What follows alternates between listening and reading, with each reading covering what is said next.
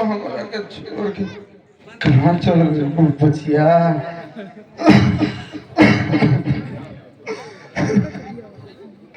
हे भगवान ये कौन दिन दिखा देला। हे भगवान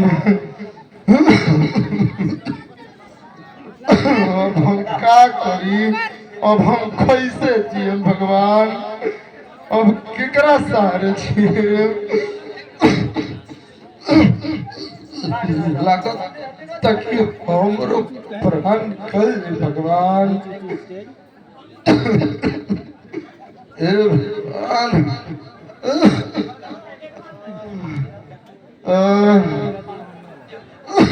बेटी मधु।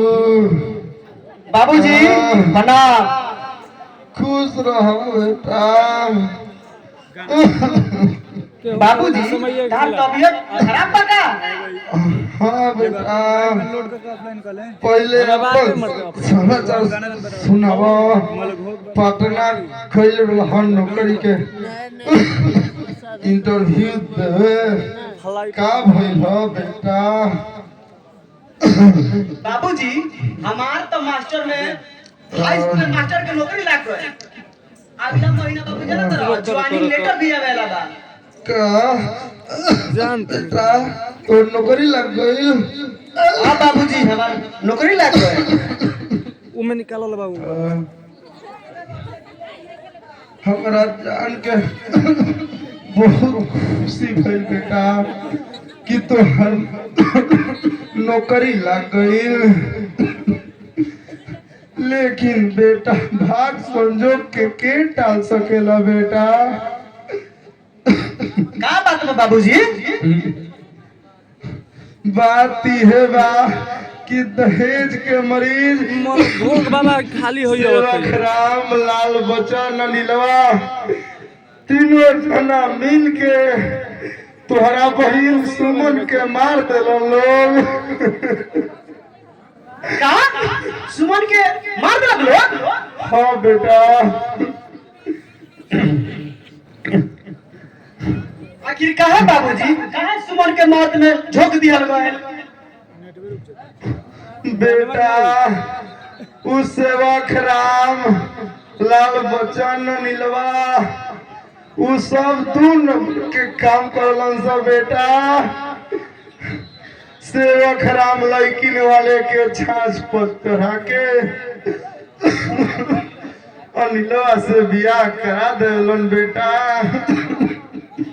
अनिलवा तिलक दहेज लेके अपना मेहरारू के मुआ देला।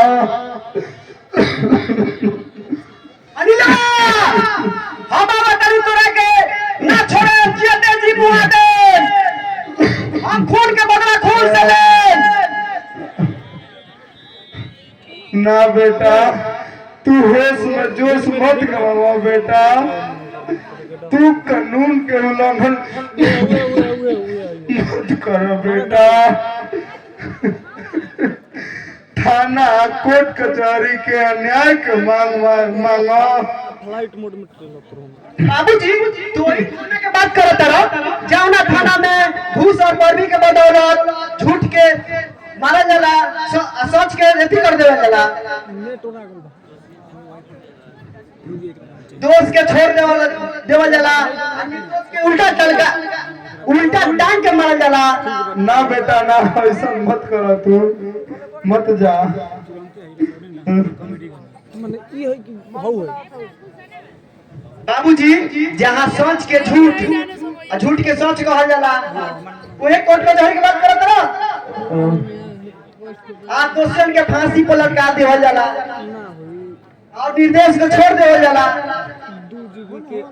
ना बाबूजी ना, हम अपन सुमन बहिन के बदला हम खुद से ले, खुद से। बेटा तू कानून के उल्लंघन मत कर बेटा। भारत के नागरिक पर दाग मत लगाओ बेटा।